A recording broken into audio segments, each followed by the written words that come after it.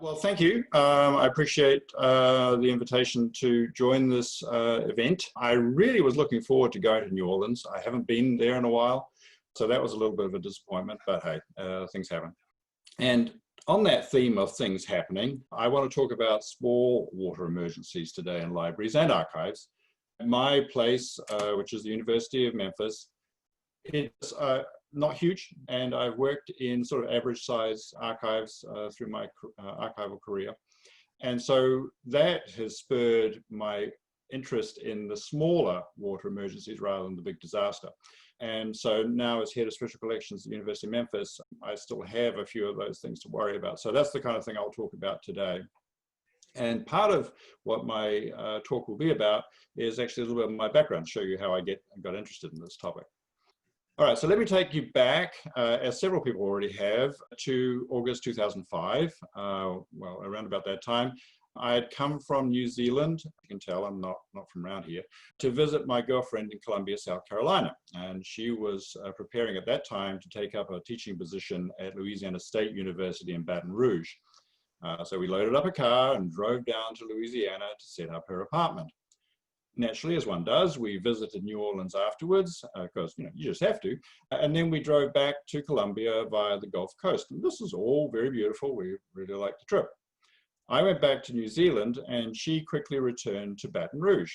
Well, less than 2 weeks later, she was living through Hurricane Katrina. Now, I don't think she's fully forgiven me for that. The fallen trees in Baton Rouge, including the massive live oaks, were still being cleaned up when I went back in December. And you can see a little picture of that at the bottom. Now, Alan forgave me sufficiently for abandoning her to Katrina to marry me. And I moved from New Zealand to Baton Rouge in 2006 to do an MLAS at LSU. You can see the pretty campus. As part of the archives track, we naturally had to look at emergency plans. We studied those of other libraries, we critiqued them, and then came up with, of course, our own brilliant plans. I also had a graduate assistantship in special collections, which is in Hill Memorial Library, which is to the right there. My first project was salvaging and inventorying a collection of negatives and CDs from a photographer studio in New Orleans that had flooded during Katrina. Now you can see there's a theme developing here. Following the path of Katrina, after graduation in 2007, I moved north to Mississippi. My first professional archivist position was at Mississippi State University in Starkville. I was full of theory and best practices and ready to do what a processing archivist got to do. So you're asking by now, when do we get to the emergency part? Well, you're looking at it. When I became manuscript librarian in 2008, the Mitchell Memorial Library I worked in was around 50 years old. The original building was constructed in the 1950s and there were 2 subsequent additions. The earlier parts of the building that you can see on the left were 4 floors with a flat roof, while the 1990s edition on the right is 5 floors with a pitched roof. Guess where a lot of the water from the latter edition drained onto. Special Collections is on the 3rd floor of the older building, but the top floor of its 6 stacked levels is under the roof. Between 1995 and 2011, there were 4 major incursions of water, but every time it rained heavily, we would be prepared to put our containers to catch leaks. We had a variety of containers, big, small, medium, to catch the drips or pouring water, as it sometimes happened, after the water had percolated through the building, which could take hours or days. We inspected the stacks after every rain, and janitorial staff were instructed to keep an eye out during evenings and weekends when we went around. Fans were kept in the department to dry out spaces. We had mops, squeegees, towels were all around to deal with the puddles, and plastic sheets were used to protect the materials. You're all familiar with these things. And there was the task of replacing any storage containers that did become water damaged. And once we had dealt with the water, the building manager would request a roofing company to find the cause of the leak and fix it. Well, we hope that. Leaky roofs are like a chronic human disease because one learns to cope with continued small emergencies since a cure is unlikely. It became second nature to monitor the weather for heavy rain and to inspect spaces after rain. All staff were trained in procedures to report and address water incursions, where the emergency supplies were, and to order new supplies as needed. Our very capability in managing the incidents meant it remained a largely hidden problem from the university administration, though our dean reminded them from time to time. The incidents were usually localized and had little effect on the operations of the department or staff morale. It got a little too much, however, when the head of the department's office developed a leak and dripped right onto her desk. I was fortunate that I had chosen an office that never leaked. That was just fortuitous. But did the library emergency plan help with this particular problem? It did not.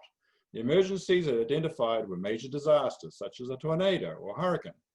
Our departmental instructions on the roof situation did not merit inclusion.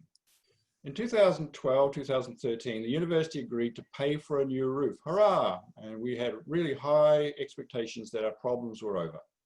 But even before the roof is finished, there were leaks and they continue to occur, albeit they were much smaller ones. It is virtually impossible to make a flat roof watertight.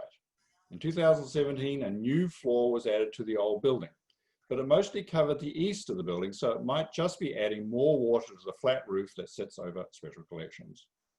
In 2013, I did what Katrina had not done, which was to travel to Memphis. I became preservation librarian at McWhirter Library at the University of Memphis. I will add at this point that Special Collections is on the top floor and both its stacks have suffered roof leaks, but not on the same scale as MSU. It depends on which way the wind blows, apparently, according to physical plant. But that's entirely another story and I won't get into that. 5 months after I started at U of M, Memphis was experiencing one of its coldest winters on record. Do you all remember the polar vortex of January 2014? On Tuesday afternoon, January 7th, after days of freezing temperatures and then a day of slightly milder temperatures, a pipe supplying the sprinkler system that was partly exposed to the outside air burst on the second floor, sending 250 gallons of water per minute into the periodical stacks. It would be 40 minutes before the water was turned off because we don't have control of the library. Over a quarter of the second floor had 3 to 4 inches of water covering the floor, which soon started to penetrate to the reference department and computer commons on the first floor. Classrooms were inundated and water poured down an elevator shaft. It was all very pretty. Plastic sheeting was thrown over the shelves and computer stations before the water cascaded from the ceiling onto the first floor. Books and microforms were removed from the lower shelves, and thus very few sustained any damage. Physical plant staff removed most of the water by late in the afternoon, and the only task left for recovery company Belfast was to bring in dehumidifiers and fans to start drying the place out. Once the water was removed, work started immediately on stripping sheetrock from the walls and removing damaged ceiling tiles. The computers and the commons were moved out and tested, with only one monitor lost to water damage, amazingly enough. The flooring on first was pulled up, and the cabling inspected, and the carpet on second was removed. Banks of microform cabinets had to be emptied and moved to dry out, and the freight elevator had to be pumped dry. The shelving was inspected and any wet books removed for air drying. Only a handful were discarded in the end. The library closed for 5 days, but reopened in time for the new semester. The classrooms looked like a DIY project, but were in use 10 days later. They were not fully repaired for weeks.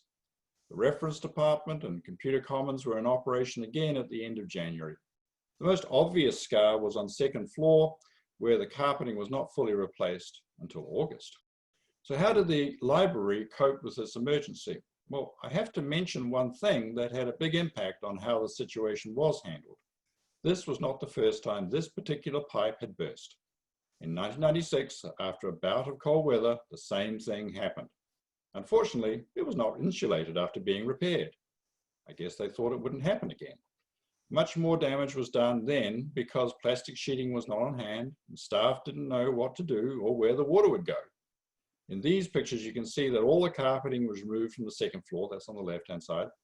Fans were needed to dry out spaces in the center of the first floor because the water had traveled so far, and most of the computers in the commons had to be replaced. I think there were 1 or 2 that actually were able to be salvaged.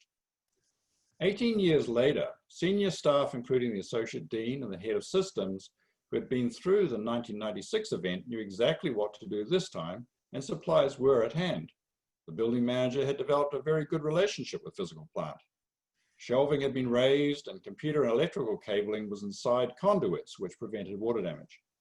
What was not done so well was that junior staff had no emergency training. Many of those staff were afraid to go into the soggy spaces because they feared electrocution, not knowing that the breakers tripped automatically.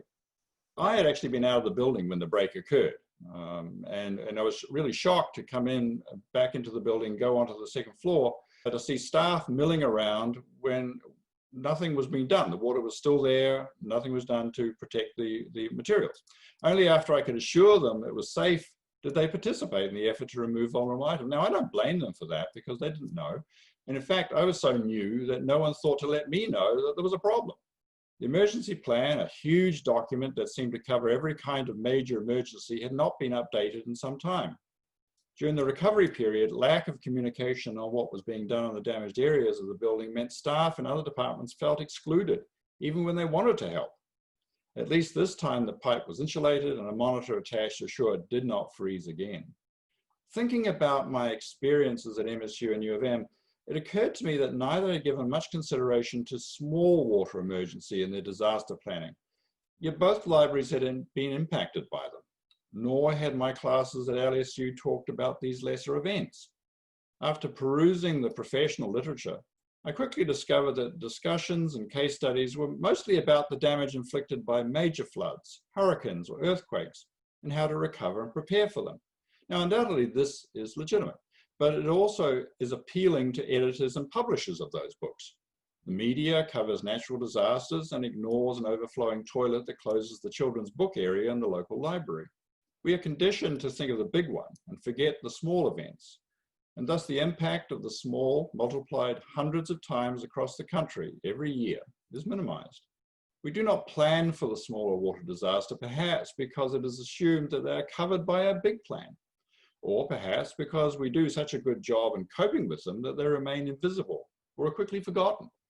I found that while my colleagues who had experienced the 1996 flood remembered the fact of it, the details had largely been forgotten. It was only when I prompted them with a contemporary account that I'd found that some of these details came back to them. Water emergencies are far from uncommon, according to some surveys I've seen. One in Britain in 2005 found that 68% of librarians who responded had experienced a water-related incident.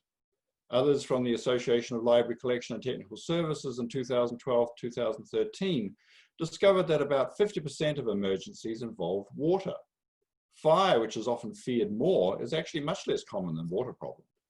I decided to do my own very unscientific internet survey of news stories between 2016 and 2019, using search terms such as library roof leak, library burst pipe, and library flood, and found more, I actually had more terms than that, but these are three big ones, and found more than 50 reports of public, school, and academic libraries afflicted by a small water emergency. In other words, not something resulted from a big natural disaster. At the bottom of the slide, you can see a selection of headlines from these news stories, often from local news outlets. So, what's my point? The probability that a library or archives will be affected by a major disaster is much lower than whether they'll suffer a small water emergency. Such emergencies are an everyday part of a library or archive's existence, and we've heard several stories about that already, and are thus hidden in plain sight because we just manage them. Yet they are still a cost to an institution that may have to be absorbed if insurance cover is inadequate, and that means something else is not done that year. Something else is not paid for. These emergencies are also disruptive to operations and staff. If buildings or departments are closed for recovery and repair, and materials are lost. The small-scale emergencies suffered by Mitchell Memorial and McWhirter Libraries had only one thing in common, that is, water. Otherwise, they were dissimilar in source, size, impact, recovery time, and frequency. These differences make them harder to plan for and are seldom acknowledged in the literature. Yet they are mostly predictable, and a good risk analysis can identify potential problems resulting from the design, the age, use, and maintenance of the building, or lack thereof, and the local climate. Small emergencies should be planned for. There are simply too many occurring around the country to keep ignoring them, since their cost is far from negligible. Relying on staff with past experience of emergencies can only go so far as a coping strategy, and administrators must include such events in their risk analysis. Staff should be trained to think about small emergencies, and since almost everyone has experienced, perhaps a burst pipe at home or an overflowing sink, such training is easier and may seem more relevant than preparing for the major disaster. How many of you have participated in disaster training and found that your colleagues don't take it seriously? I have. That's why I said that. Perhaps we should be thinking small first and then working up to the big events, because otherwise the small emergencies are obscured by the major disasters.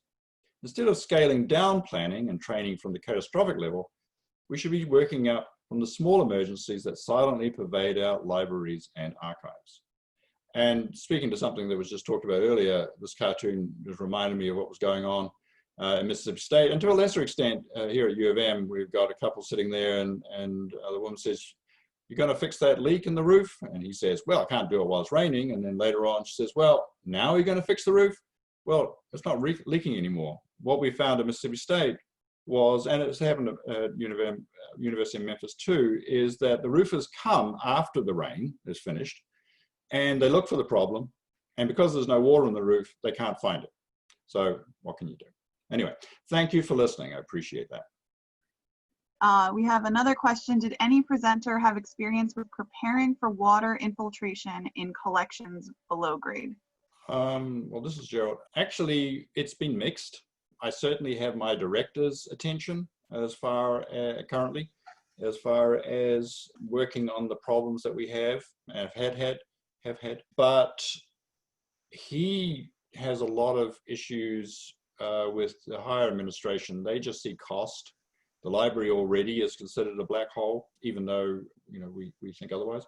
But it's getting up to the next level. I mean, certainly Physical Plant has complained that there are some issues which they'll need to throw some money at, but the top administrators will say, yeah, but then they'll find money to build a new rec center. But the library still has its leaks or its potential other problems.